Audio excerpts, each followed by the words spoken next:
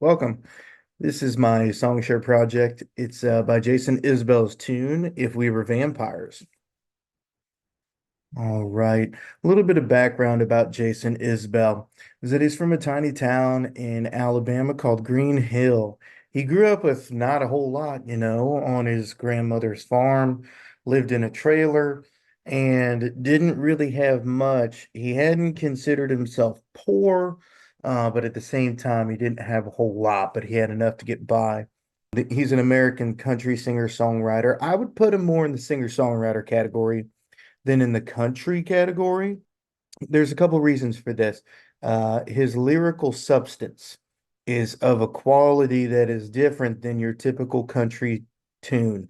If you could imagine like a lyrical write from a great, like, I don't know, maybe if we went with Chris Stapleton. If we were to take Chris Stapleton and add another layer to that onion, I think that's where we'd get Jason Isbell.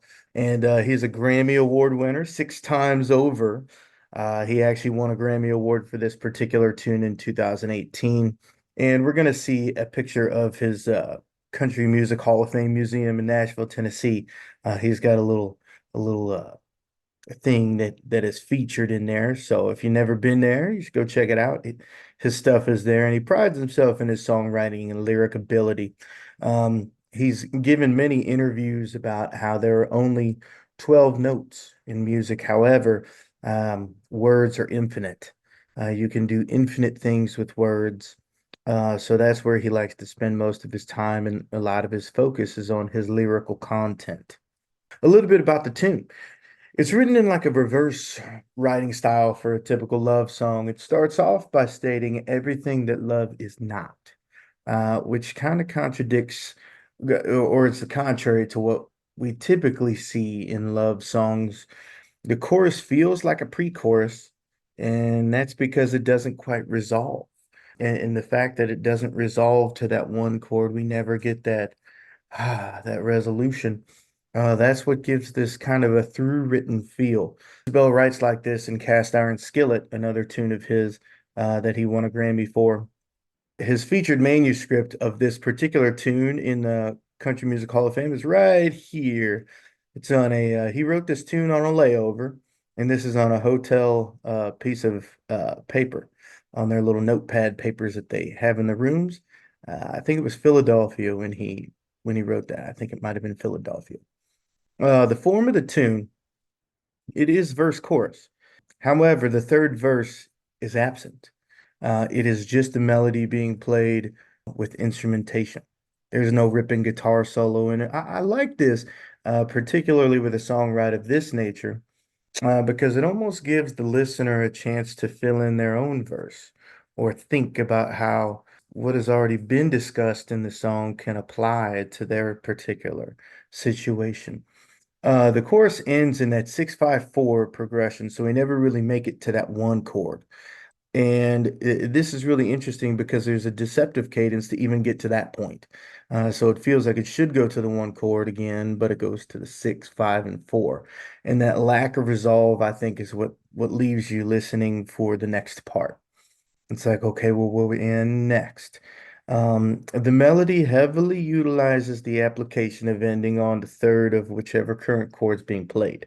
This happens throughout the entire tune, with the exception of one part.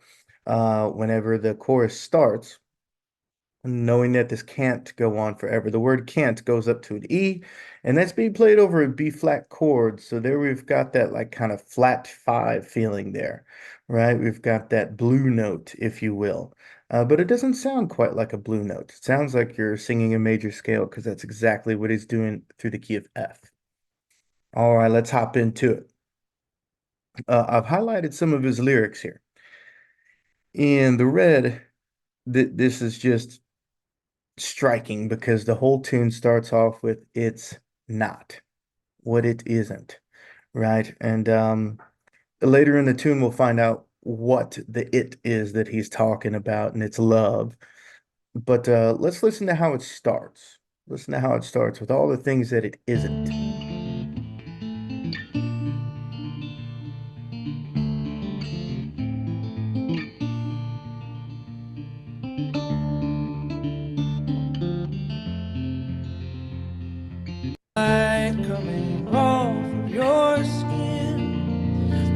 crystal heart you've protected for so long.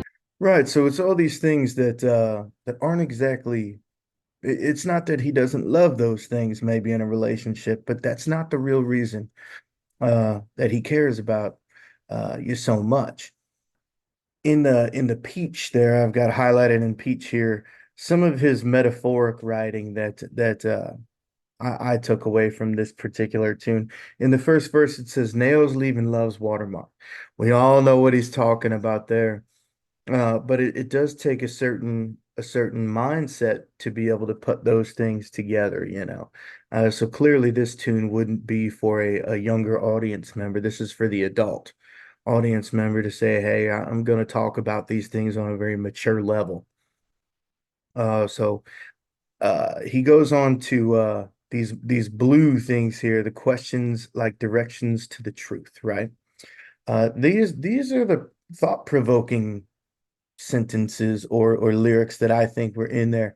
These were the kind of lyrics, excuse me, these are the kind of lyrics that make you think, what exactly is he talking about? I take the questions like directions to the truth almost as in, you saved me. You taught me how to be me, and I was misunderstanding myself. So let's listen to that.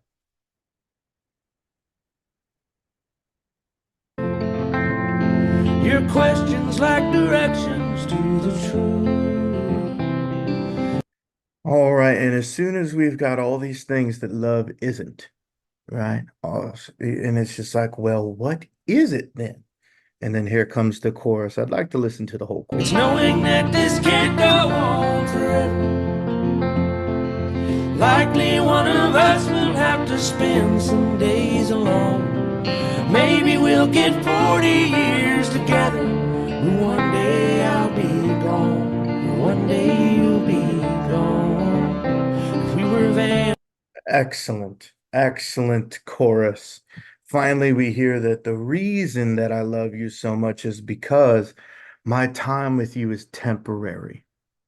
And because my time with you is temporary, that's exactly what makes me want to love you so much every single day because I'm not guaranteed tomorrow. And the fact that there is a time clock that we're working against is exactly what makes us care about, anything in life. He goes on to talk about how, if we were vampires, we'd go out on the sidewalk and smoke, alluding that we wouldn't take care of ourselves. Uh, and then another thought-provoking line that I've got down here highlighted in blue is that I wouldn't feel the need to hold your hand. And that for me is exactly what makes me think about my little girl, Harper. She's gonna turn 9 years old here, and I just resonate with this so much because if she would stay a little kid forever, then I wouldn't really care about those cuddles at night. Or, I wouldn't care about going and doing the roller skating or teaching her how to ride a bike because we've got an eternity to figure all that out. But the fact that these times are limited is exactly why we love it so much and why we put so much emphasis on it. He goes on to say, maybe time running out is a gift. I think this is where the song takes a little bit of a turn. Let's take a listen. Hold your hand. Maybe time running out is a gift. I'll work hard till the end of my shift. Very good. So maybe time running out is a gift. This is where I think the song takes a turn and almost becomes a love song to death itself in a way, saying, thank you, death, for if you weren't in the picture, then I would never be able to truly love all the things in my life um, that I do love, whether it be a flower. The reason why we love flowers is because they only last so long. That's why a flower is such a beautiful gift or a present, is because while it's here, wow, it's gorgeous, but you know what? It will wilt and go away. And then I have another one of these metaphors, end of my shift. Oh, I'm sorry, switch page, the end of my shift. This would be a metaphor because, it goes right back to the working man, Right, it goes right back to okay, if I've gotten too far out, let me go back to the average listener. Who is my audience? Work hard to the end of my shift, but also it could mean till the end of his life, the end of your shift, and hope that it isn't me who's left behind because I couldn't live with myself, knowing that I no longer have that end line to look forward to. It's such an amazing song, right? It's brilliant in every way. And I hope that you'll take the time to listen to this song in full on your own. So, why is it so great? Let's talk about it. I'll tell you why it's so great because it's a delivery of a lyric that has substance and is universally meaningful to everyone. The delivery that Jason Isbell has, and he has a way of making something like love that is such a universal idea be so relatable and so personal at the same time. Also, his thought-provoking lyrics are woven into the fabric of the song right. It makes you kind of think, if I were to finish this song, what would my verse be? All of those things are what great songwrites are all about. There's an atypical chord progression for pop music that I talked about, how throughout the chorus we really don't ever get that resolve. It goes against the grain of typical love writing, beauty, touch, emotional connection, how gorgeous you look, your eyes. And it focuses on time being temporary as the factor of love. But most importantly, it leaves the listener just wishing that it wasn't 3.5 minutes long. It leaves us wishing that, man, I wish there were two more verses to that.